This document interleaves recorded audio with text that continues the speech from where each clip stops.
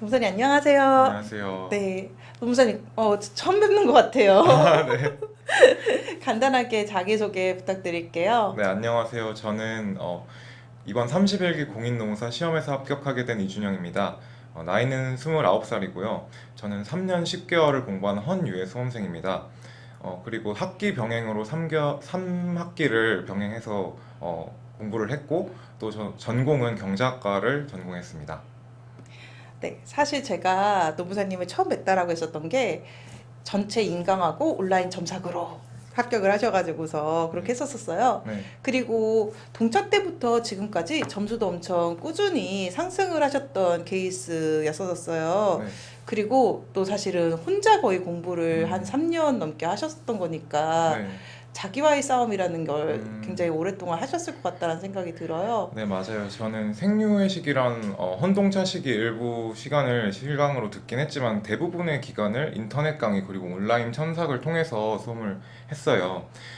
왜냐면 저는 개인적인 성향상 한 번 이제 말의 흐름을 놓치면 계속해서 못 따라가는 사람이기 때문에 약간 인터넷 강의가 조금 더 저에게 편한 면이 있었고, 또 저는 신림동을 왔다 갔다 하면서 허비하는 시간이 그 실제 현장에서 치르는 그 경험보다 조금 더 아까운 측면이 있었기 때문에 인터넷을 통해서 많이 수강을 했던 것 같아요. 그리고 저는 이런 수험 과정 중에서 계속해서 점수가 약간 향상하는 측면이 있었어요. 그 과정에서 그리고 많은 노력과 좌절 그리고 성취가 있었던 것 같아요.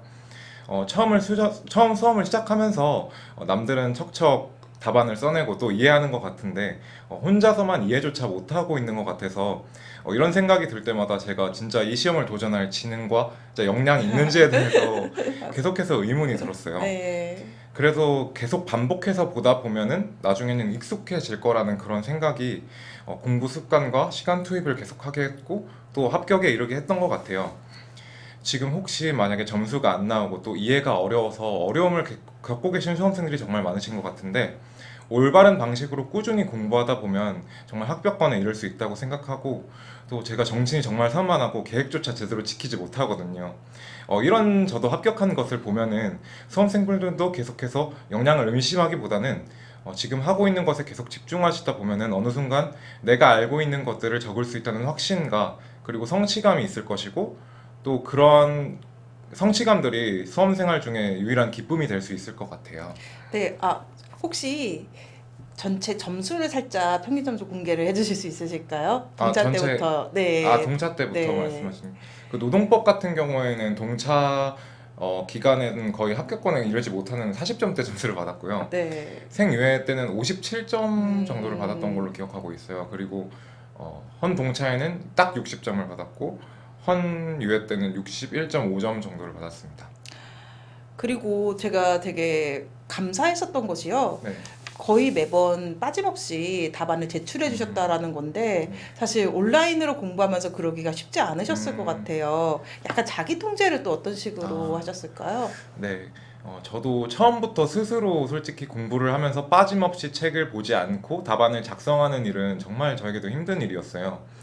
실강에서 답안을 작성하는 때는 그 부담감을 진짜 못 이기고 정말 편의점에서 맥주 한 캔을 까마시고 시험을 봐야 할 정도로 맞아. 정말 부담스러운 저도 술 일이었어요. 먹어본 적 있어요. 네, 이렇게 답안 쓰기는 수험 생활 중 가장 비루한 나를 진짜 확인하는 굉장히 힘든 과정이기 때문에 제가 수험 기간 도중에 이런 답안 쓰기를 해나가기 위해서 이런 힘든 상황을 회피하지 않기 위해서 해왔던 시도들이 여러 가지가 있어요. 우선 저는 온라인 첨삭반 모의고사 스터디를 꾸리면서 그것을 진행했는데요.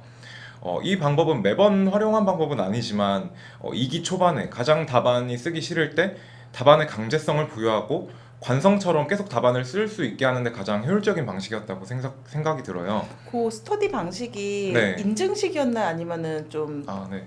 대면으로 하셨던 거였을까요? 대면은 아니고 저는 네. 온라인 첨삭을 주로 했기 때문에 그 온천반 모의고사 이루어지는 과목이 같으면 보통 같은 날에 네, 그 맞아요. 모의고사를 쓰게 네. 되잖아요. 그러면은 그 특정 일자에 모의고사를 제출한 것을 이메일을 제출하면은 그것을 캡처해서 단톡방에 올리고, 만약에 쓰지 못한 사람이나 그 단톡방에서 이탈한 사람이 있으면은 기존에 걷었던 참가비를 회수하지 못하는 방식으로 네. 해서 돈으로 그렇- 강제성을 네, 부여하는. 그렇게 해서 동기부여를 계속해서 하는 방식이에요. 그리고 2기가 끝나는 마지막엔 돈을 환급해 주는데 중간에 그렇게 이탈해서 차감된 금액들을 사람들에게 나누어져요. 그러면은 답안 쓰기의 동기가 굉장히 향상되는 걸 저는 많이 느꼈고, 또 2기가 끝나고 나서 저는 정말 2만 원 정도의 돈을 벌었거든요, 그걸로. 아, 보셨으니까. 네, 그래서 그 이후에 계속 3기 때까지도 계속해서 답안을 작성하는 데 큰 도움이 됐던 것 같아요. 그리고 두 번째 방안은 모의고사 일지라는 걸 만들었어요. 모의고사 일지는 2기와 3기 1회차부터 끝회차까지 점수와 등수, 그리고 시간을 잴 때 초과하는 시간이 있을 거 아니에요. 그런 시간까지 꼬박꼬박 기록해서 점수 향상의 흐름을 파악하는 방식이었어요. 아, 갖고 오신 그 아, 네. 분에 있는 것 같아요. 네. 나중에 기술적으로 가능하다면은 스캔을 띄우려고 하는데요. 아, 네. 잠시 그래도 네. 카메라로 한번 살짝 보여주신다면은 네, 이런 네. 식으로 제가 운영을 했는데 각 과목을 왼쪽에 적어놓고 1회차부터 2기에는 9회차까지 그 횟수가 있잖아요. 그러면 이게 점수, 이게 이게 원점수고, 원점수, 표점, 백분율? 그리고 등수까지 네. 적고, 위에는 이게 1분, 이렇게 10분 이렇게 초과된 시간을 적었어요. 이렇게 적다 보면은 나중에는 제가 등수가 이렇게 향상되거나 뭐 하락하는 경우도 알 수 있고, 시간을 초과하는 것을 이제 통제하는 데도 굉장히 많은 도움이 됐고요. 그리고 나중에 이렇게 다 적어 놓으면 굉장히 뿌듯한 측면도 있거든요. 그래서 저는 이렇게 성적을 적어서 많이 활용했던 것 같아요. 강제성과 기록과 네, 관리라고 볼 수가 맞아요. 있겠네요. 네. 그리고 되게 많은 성장을 보신 케이스라고 생각이 들어요. 네. 그리고 동차로 수험을 시작하실 때로 좀 돌아가서 생각을 네, 해보면은요. 맞아요. 공부 습관을 어떤 식으로 막 들이기 시작하셨을까요? 약간 수험형 인간이 되어야 네. 되는 부분이 분명히 있거든요. 네, 맞아요. 저는 사실 동차 기간 때 수험에 전적으로도 집중하지도 못했고, 또 공부 습관을 체계화하지도 못했어요. 그 이유는 첫 번째로 공부를 시작하면서 기존에 맺고 있던 인간관계를 다 조금씩은 정리를 하고, 갑자기 하루 종일 책상에 앉아서 공부하는 시간이 굉장히 늘어나잖아요.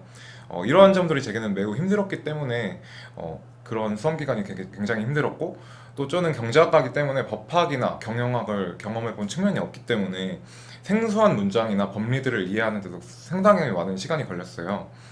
그래서 저는 생동차로 합격해야겠다는 마음을 가지기보다는 앞으로 계속 이 수험 생활과 책에 익숙해지겠다는 마음을 굉장히 많이 가진 것 같아요.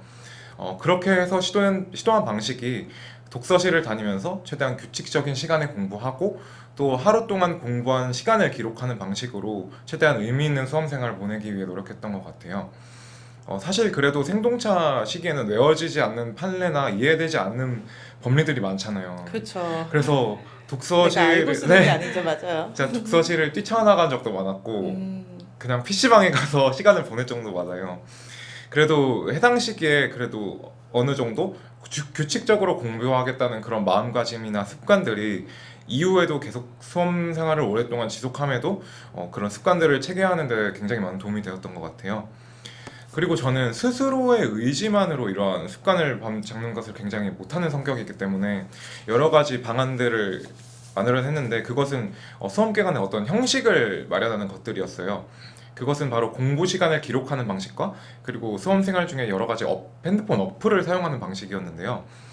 매일 스톱워치로 순공 시간을 측정하고 그것을 다이어리에 기록하는 방식이 있었고, 그리고 주별 공부 시간을 측정해서 평균적인 공부 시간이 계속해서 조금씩 늘어나는 방식으로 공부를 많이 했고요.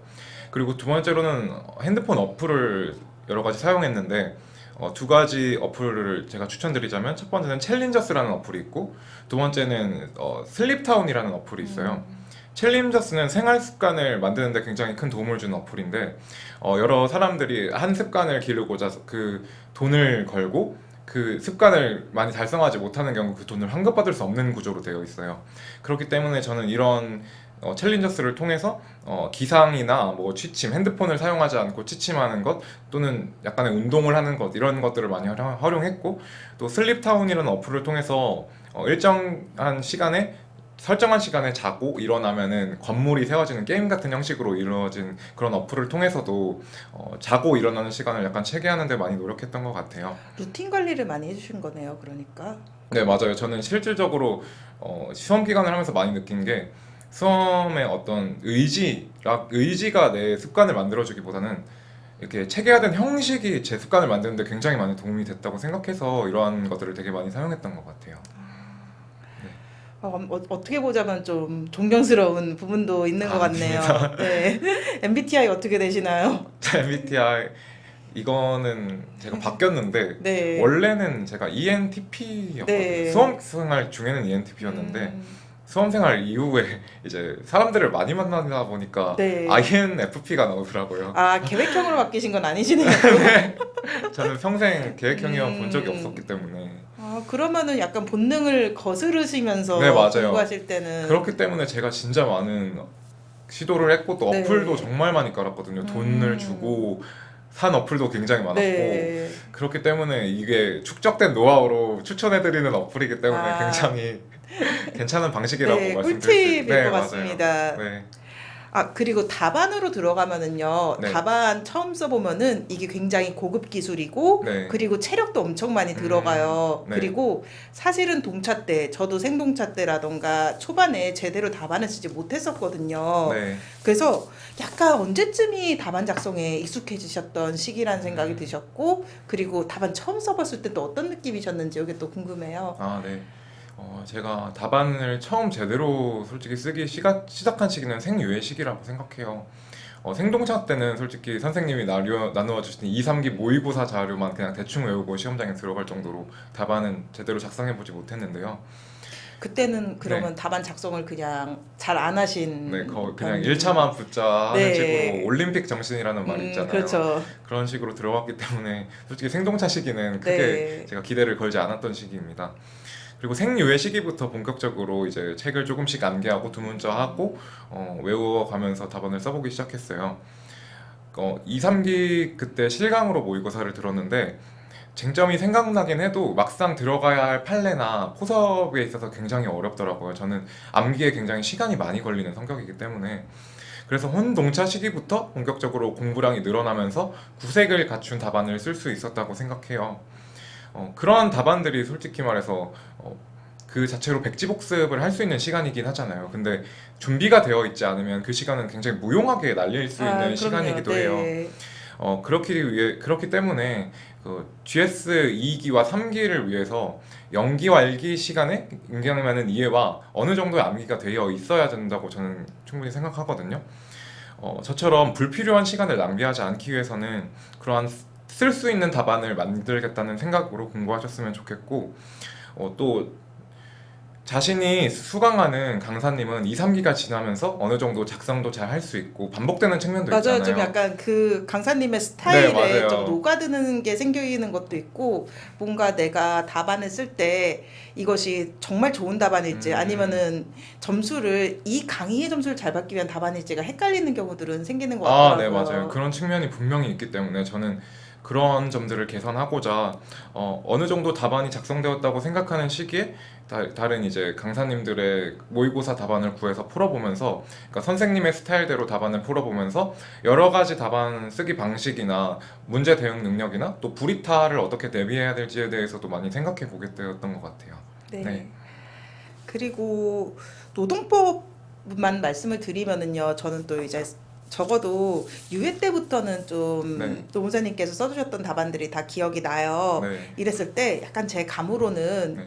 헌동차 시기부터는 합격권 오셨구나라는 느낌이 좀 들었었어요. 네. 그리고 확실히 좀 실력이 상승하시는 곡선을 타신다라는 느낌이 들었었기 때문에 네. 그래서 동차 때라던가 생유예 그리고 헌동차 헌유예까지 갔었을 때 네. 각각의 시기 시험 직전에 좀 약간 스스로 얼마나 오셨다고 생각이 드셨는지 네. 그리고 시험 보시고 나서 어떤 느낌인지 이게 또 궁금하더라고요.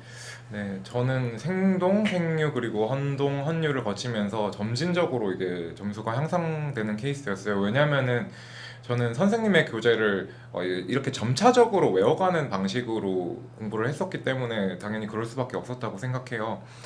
솔직히 생동차에는 아까도 말씀드렸다시피 합격전에도 오지 못하는 점수였지만 생유에 헌동차, 헌유회를 거치면서 점차 합격권에 이르게 되는 점수를 가지게 되었는데 생동차와 생유예 시험을 처음 딱 봤을 때는 스스로도 굉장히 부족한 답안이라고 느껴졌고 또 결과 발표 이전에부터 부모님께 저 다음 시험을 준비해 보겠다라고 아, 말씀드릴 약간은 정도로 좀 네, 낙담을 많이 했고요. 낙담을 하셨었군요. 그리고 헌동차 시기에는 그래도 합격권에는 들 수 있지 않을까라는 생각이 한 30% 정도는 네. 있었던 것 같아요. 실제로 60점이나 점수가 나오기도 했고. 네. 전체적인 평균은 그때가 좀 그래도 아쉽게 떨어졌던 케이스였죠. 네, 맞아요. 네. 헌동차 시기에 한 30% 정도의 합격을 점쳤다고 말씀드렸잖아요. 네. 근데 제가 그때 59.98이라는 아이고. 점수를 맞아서 네. 0.02점의 아이고. 차이로 떨어지게 됐거든요. 네. 어, 네. 헌유의 시기에는 네. 그래도 이제 행정이나 노동법 같은 경우에는 제가 정말 잘 썼다고 생각했고, 이 정도면 합격하겠지라고 생각했지만, 노경에서 굉장한 그 불이타 같은 문제성도 네. 있었고, 또 인사에서 산문을 제대로 작성하지 못했다는 생각이 조금 있어가지고, 인사는 얼마나 나오셨었죠? 저 헌유에는 인사가 60점 나왔습니다. 그래도 네. 일문에서 성과를 점수를 하셨네요. 높게 가져가서 네. 산문을 제대로 작성을 못했어도 네. 그래도 합격권에 이를 수 있었고요. 근데 노동법에서만큼은 확실히 이제 점수를 가졌다고 확신이 들었던 게, 시험 직전에 아침에 그 시험을 보잖아요. 근데 이제 그때 선생님께서 최신 자료를 굉장히 나눠주시잖아요. 그 자료까지 계속해서 외우면서 내가 진짜 노동법의 모든 쟁점을 다 암기를 한 것 같다는 생각이 드는 약간 거예요. 그 자신감 같은 네. 게 들어서 그렇기 때문에 작성도 잘할 수 있었고 음. 시험 이후에도 더 점수가 높게 나올 거라고 생각을 할 정도로 굉장히 확신이 있었던 것 같습니다. 노동법 같은 경우에는. 그리고 스스로 평가했었을 때 네. 약간 자기 실력이 향상되었다라고 느끼는 지점이 있으셨을 것 같아요. 네. 약간 말하자면 시작은 미약했지만 끝이 네. 창대하셨던 케이스셨기 때문에 네. 어떤 시점에서 좀 되었다, 내가 좀 올라왔다라는 느낌이 드셨을까요?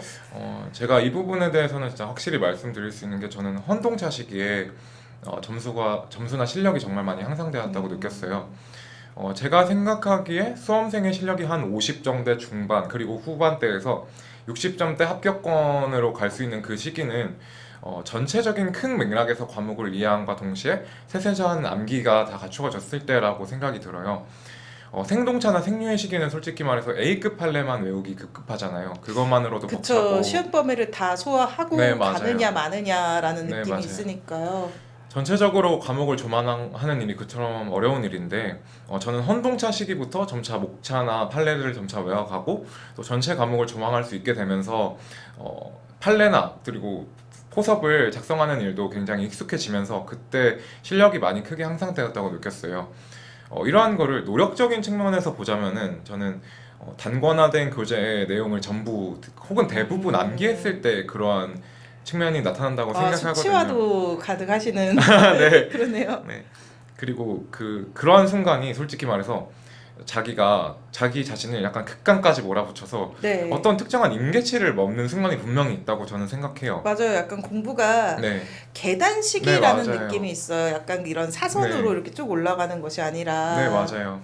그래서 어느 순간 굉장히 많은 삽질을 하다 보면은 올라가는 순간이 생긴다라는 네. 생각이 좀 드는 것 같더라고요. 저는 이런 실력 향상의 순간이 그런 기간 동안 그래서 정말 힘든 나날을 보냈던 것 같아요. 헌동차 시기에 평균적으로 공부량이 12시간 또 이상이었고 또 계속 쓰면서 공부를 하다 보니까 손목 보호대까지 차고 공부를 했거든요. 그리고 그러한 노력의 이유는 아마 이번 시험이 안 된다면 저는 진짜 나는 포기해야겠다는 어떤 불안감이 그러한 자극을 그렇죠. 불러왔던 것 불안도 같아요. 점점 체증되는 네. 개념이다 보니까요. 그래서 그러한 실력 향상의 기간이 지나고 나니까 오히려 헌유의 시기에는 어느 정도 자신감이나 안정감이 생기면서 여유 오히려 있게 안정감이 또 생기셨었군요. 여유 있게 공부를 했던 것 같아요. 그러면은 이번에는 노동법으로 좀 들어가 가지고서요. 좀 노동법 공부하셨을 때 또 가장 힘들었던 부분이 어떤 부분인지가 또 궁금해요. 네, 저는 그 노동법에서 어려웠던 부분을 두 가지 정도로 말씀드릴 수 있을 것 같아요. 우선 수험 초기 때 가장 어려웠던 부분은 제가 법학이 굉장히 생소하잖아요. 그러니까 복잡한 사실관계나 법리를 이해하는 게 저에겐 가장 어려웠던 부분인 것 같아요. 정확하게 이해를 안 한 이후에는 솔직히 판례나 포섭을 한다 해도 그게 약간 무용한 일이 돼버리잖아요. 네. 그래 또 단연차의 수험 기간 중에도 계속해서 모르는 부분이 생기고 또 내가 알았다고 생각하는 부분이 또 틀리게 이해한 부분도 있으니까 저는 이런 이해 측면이 노동법에서 가장 어려운 측면이 아니었냐 생각이 들고 저는 그래서 이러한 이해 측면을 극복하기 위해서 여러 가지 방안을 고민했는데 우선적으로 반복되는 회독을 정말 많이 해서 문장 그리고 사실관계, 법리 등을 굉장히 익숙해지는 방식 그리고 모르는 부분이 생기면은 판례 원문을 검색을 해서 판결의 요지 그리고 당사자 구체적인 사실관계까지 굉장히 차근차근 이해를 차근차근 해나가려고 노력했던 것 같아요. 그 양을 줄이려는 노력을 많이 안 하셨다라고 볼 수도 있겠네요. 네, 맞아요. 저는 불이타가 발생하는 것을 굉장히 두려웠고 또 제가 생유해나 헌동차 시기에 스스로 양을 줄여서 약간 피를 봤다고 해야 되나? 그런 네. 케이스이기 때문에 저는 기본서에 나와 있는 내용이면은 불이타도 대비할 수 있고 내가 불안감을 가지지 않을 수 있겠다라고 생각을 해서 그래서 저는 기본서를 위주로 공부를 했고 또 판례가 그 기본서를 본다 하더라도 굉장히 토막이 나 있는 경우가 많잖아요. 왜냐면은 답안을 실제로 네. 작성해야 할 부분은 굉장히 작은 부분이니까 그래서 저는 원문을 실제로 검색해서 여러 가지 부분을 파악하고 공부를 약간 많이 했던 것 미스터리를 같아요. 그런 식으로 푸시는 것도 네, 맞아요. 필요했었던. 그게 더 이제 기억에도 잘 남는 경향이 있으니까.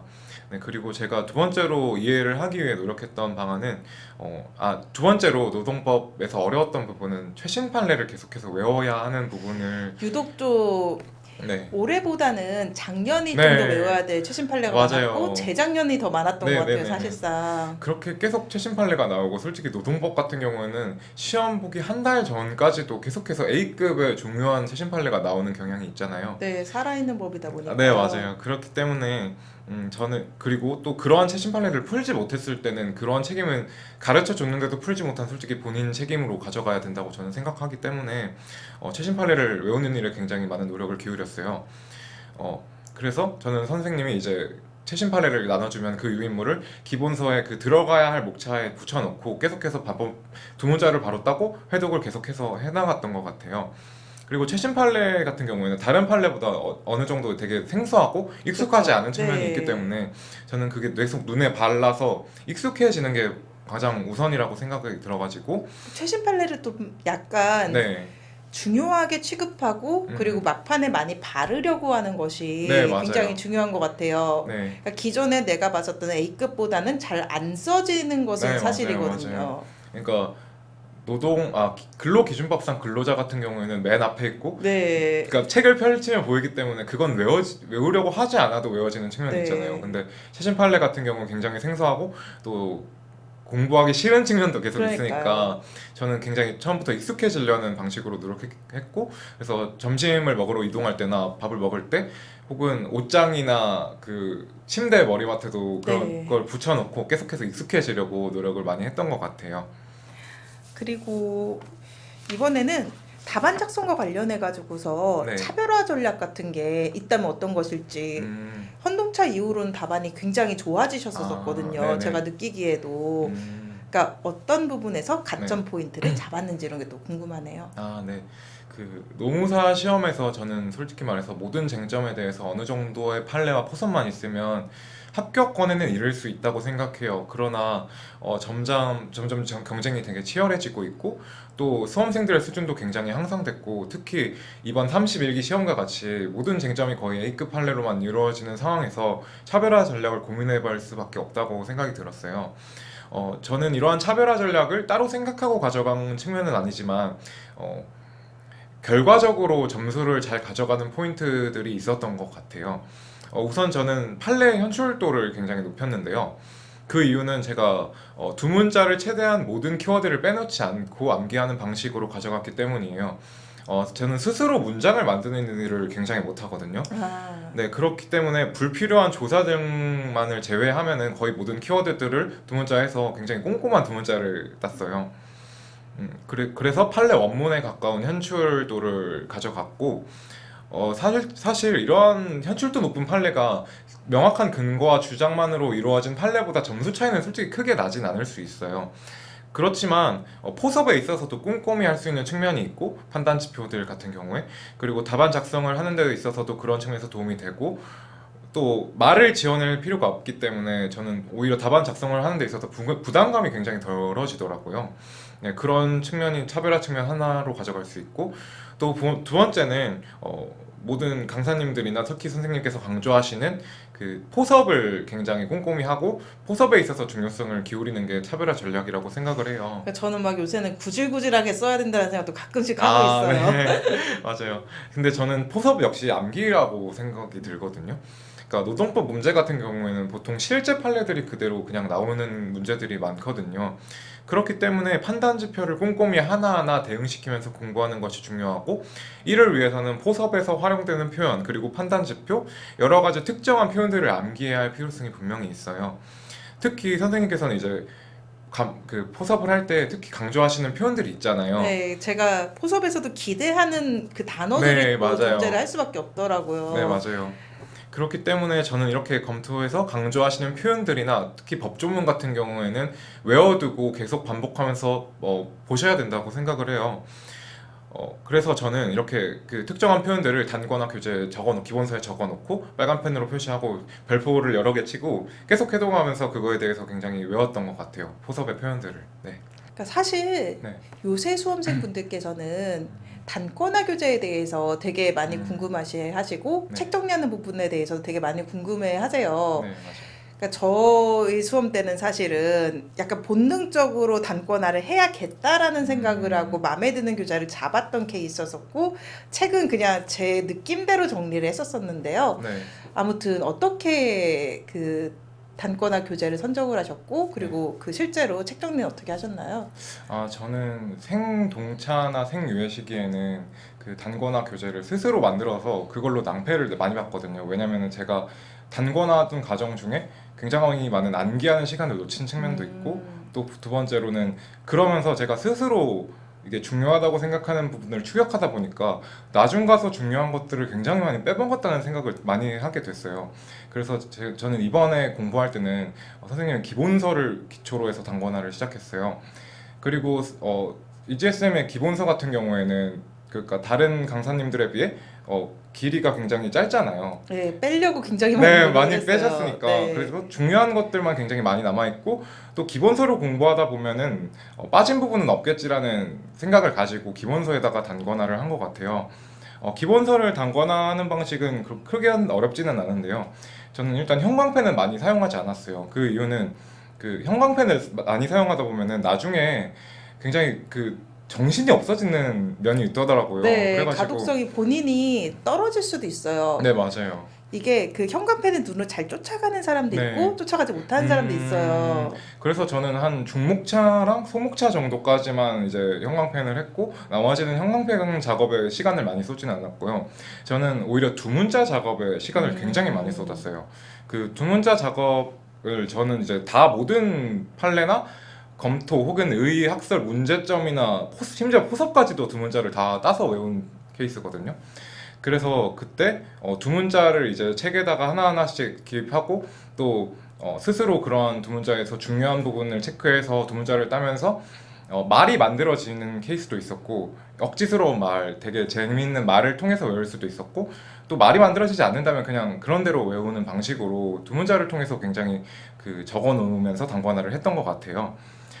그리고 그 아까도 말씀드렸다시피 오답 노트를 만들어서 오답 노트 이제 모의고사에서 틀린 면이 있으면은 그것을 빨간색으로 해당 목차에 표시하고, 다음에 봤을 때도 이런 부분을 틀렸구나 하고 많이 상기할 수 있었고, 약간 그 객관식 시험에서 그 네. 틀린 지문들이라던가 이런 데 별표 치는 것과 거의 비슷한 맥락으로 관리를 네, 하셨다고 볼 수 있겠네요. 네, 맞아요. 저는 이제 해독을 통해서 그런 틀린 측면을 계속해서 볼 수 있으면은 나중에 굳이 따로 풀어보지 않아도 그런 부분이 되게 이해가 많이 되는 측면이 있었가지고 그런 식으로 많이 공부를 했고, 또 교과서의 맨 앞 페이지에는 제가 며칠부터 며칠까지 해독을 했고 어느 정도 계속해서 그 해독 기간이 단축되는지를 적었고. 한번 지금 옆에 마침 책이 있어가지고 네, 보여드릴까요?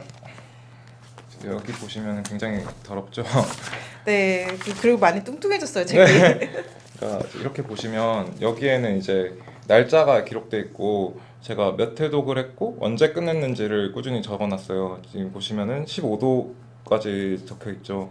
그리고 이거는 벌칙이에요. 그러니까 벌칙을 따로 공부하시는 분들은 별로 없잖아요. 그리고 그것을 빨리 기억하는 것도 굉장히 어려우니까 저는 이런 식으로 벌칙을 꾸준히 이렇게 적어놔서 쉽게 벌칙을 찾아볼 수 있도록 한 측면도 있고 네, 이런 식으로 앞부분을 활용했습니다. 그리고 혹시 최신 판례 같은 걸 어떻게 붙였는지도 한번 네네. 네, 봐주실 수 있으실까요? 최신 판례 같은 경우에는 이제 이렇게 예를 들면 이런 최신 판례가 있으면 이게 취업 규칙과 관련된 부분이니까 취업 규칙이 아니네요. 네. 잠시 끊어가도록 잠시만요. 할게요. 잠시만요. 이거 끊지 않아도 될 것 같아요. 생동감 있네요. 잠시만요. 전직이었습니다. 전직이었습니다. 네. 이런 거 있겠다. 예를 들면 이번 시험에서 나왔던 그 해고 통보서에서 축약 기재를 가능한가 여부에 대해서 이렇게 최신 판례가 있으면은 저는 이렇게 해고의 서명 통지라는 큰 대목차에 이렇게 끼워 넣었어요. 제가 이렇게 여기에다가 붙이지 않은 이유는 이런 방식으로 했을 때 굉장히 교과서를 많이 끼워 넣을 수 있고 효율적으로 단권화를 할 수 있고 또 이렇게 넘기면서 보는 방식이 굉장히 편하거든요. 그래서 이렇게 최신 판례 같은 경우에를 끼워 넣고 여기에다가 풀칠을 해서 여기다 끼워 넣고 바로 두 문자를 땄어요. 이렇게 두 문자를 따서 여기를 외우고 계속 해석하면서 아예 처음부터 이 책에 있었던 것처럼 계속해서 반복해서 책을 봤던 것 같아요. 약간 특징적인 부분을 보면은요. 네. 목차에는 별로 그 형광펜이 네. 안 칠해져 있고 키워드 쪽에 좀 집중적으로 맞아요. 본문에다가 네. 칠하셨던 이렇게 보면 부분이 키워드들이 있었어요. 한눈에 들어가고 네. 또 저는 이렇게 목차도 두 문자어에서 이렇게 이런 것만 보고 여기를 다 쓸 수 있게끔 공부하는 방식도 굉장히 많이 활용했던 것 약간 같아요. 그 세미 복지 복습법이라고 볼 수도 네. 있겠네요. 그리고 예를 들면 의인의 효 같은 경우에는 이렇게 있지만은 기시 같은 경우에는 이렇게 새롭게 추가된 경우가 이제 교과서에 아예 들어가서 목차가 된 케이스고 이렇게 네. 되면은 굉장히 효과적으로 암기를 할 수 있기 때문에 이렇게 약간 공부했던 그래서 측면이 이게 있어요. 추가된 부분들을 네. 가로쳐가지고서 네, 적어주셨던 이게 제발 잘 보여야 될 텐데 그러면은 그 세 번의 고백 각각에 대해 가지고서 네. 원인 분석을 좀 하셨는지도 아. 궁금해서 그 당연히 시험에서 떨어지다 보면은 내가 네. 왜 떨어졌고 향후로도 내가 계속해서 이 시험을 준비할 수 있을까에 대한 고민이 정말 많이 들어요. 오히려 저는 시험 직전에 그러한 원인을 굉장히 빨리 파악했던 것 같아요. 왜냐면 공부 과정 중에는 솔직히 불안감 때문에 앞만 보이는데 자신이 결과를 직면할 단계가 되면은 진짜 나를 마주할 수 있게 되거든요. 우선 생동차 시기에는 원인 분석을 딱히 할 것도 없었던 것이 합격할 만큼의 공부를 하지 않았다고 네. 생각하기 때문이에요. 저희 변리사 초시가 그랬었어요. 아. 그러니까 별로 타격도 없었어요. 그래서 그리고 그 이유가 약간 그러니까 불안하니까 그것을 회피하기 위한 시간을 정말 많이 보냈던 것 같아요. 그래서 생동차 시기 이후에는 좀 더 이제 계획을 지키고 이해와 암기 측면을 꼼꼼히 가져가서 다음 수험 생활을 준비해야겠다라는 생각을 많이 가졌던 것 같아요. 그리고 생외 시기 같은 경우에는 제가 스스로 이게 교재를 타이핑해서 그거를 책 형식으로 만들어서 공부를 많이 했거든요. 근데 그게 이유가 생동차 시기에 너무 방대한 양의 허덕이다 보니까 되게 제가 스스로 축약해서 외우다 보면은 굉장히 회독을 굉장히 효율적으로 가져갈 수 있겠다라고 생각해서 그렇게 했는데 오히려 소중한 연기 시기를 타이핑을 하느라 시간을 놓치고 그리고 중요한 쟁점들을 나중에 빼먹는 사태가 발생하면서 나중에 이제 스스로 뭔가를 하기보다는 교재를 활용해야겠다는 생각을 했어요. 그리고 헌동차 시기에는 제가 근데 이게 사람은 실수를 반복한다고 수기로 책을 단권화해서 약간 그 서브를 만든다라는 네 맞아요. 근데 수기로 단권화를 했어요. 그 네. 이유가 친구가 추천해준 방식 때문이었는데요. 그 친구가 생동차로 네, 합격하셨던 그 친구는 그 친구시죠. 생동차로 합격한 네. 친구이기 때문에 그 친구 말을 한 전적으로 2년 믿고 전이었나? 네, 맞아. 그러니까 제 수업을 들으셨 네. 그분 맞으시죠? 네, 맞아요. 그 친구가 했던 방식은 이제 백지복습법으로 네. 백지복습법을 처음부터 끝까지 하고 나면 그 자체가 한 권의 책이 되잖아요. 네. 그럼 그 책을 계속해서 백지복습하는 방식으로 그 친구는 공부를 했던 건데 근데 그 친구는 이제 법학을 전공했고 또 굉장히 공부를 잘하는 친구였기 때문에 그 방식이 맞았던 실제로 그분께서는 그 네. 수업을 들으셨었을 때요. 네. 옆에서 쓰시면서 들으셨던 게 되게 인상 아. 깊었었어요. 네, 그 시간이 아마 그 단권화를 하는 시간이었던 것 같아요. 그러니까 그런 특이 케이스가 있었지만 저는 그 방식은 전혀 맞지 않았고 백지복습의 시간이었다기보단 그냥 손으로 고생을 하는 시간이었어요. 그러니까 헌 동차 시기 이후에는 정말로 내가 스스로 뭔가를 해서는 안 되겠구나.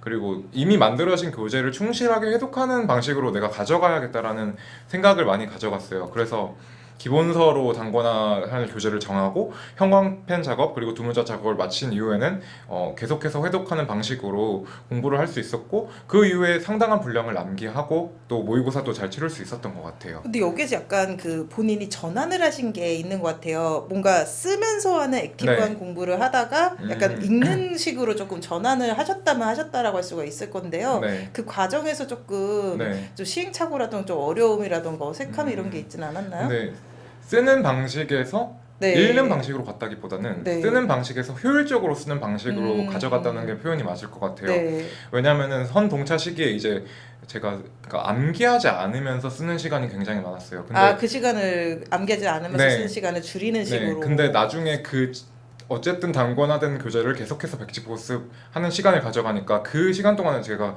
굉장히 많이 실력이 늘었다고 생각이 들었거든요. 네. 근데 아무래도 그 시간 자체가 짧다 보니까 제가 그 시험에서 고배를 마시게 되었고, 헌 유예 시기에는 계속해서 백지복습법을 효율적으로 이미 기본서에 나와 있는 내용을 계속해서 백지복습법으로 단권화된 교재를 백지복습하다 보니까 효율적으로 완기도 빨리 되고 2, 3기 기간 동안 그래서 모의고사도 정말 잘 치를 수 있었던 것 같아요.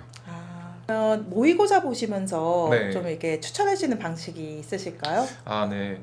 그 모의고사 시즌이 GS 2기와 3기잖아요. 요즘에는 좀 1기부터 많이 보는 측면도 있지만 전격적으로 모의고사를 준비하는 시기는 2기와 3기니까 저는 모의고사 2기와 3기 기간 동안 해당 주간이 있잖아요. 모의고사 주간이 있으면 그 주간 동안 해당 분량에 해당하는 만큼만은 모두 외우자라는 마음가짐으로 공부를 했어요.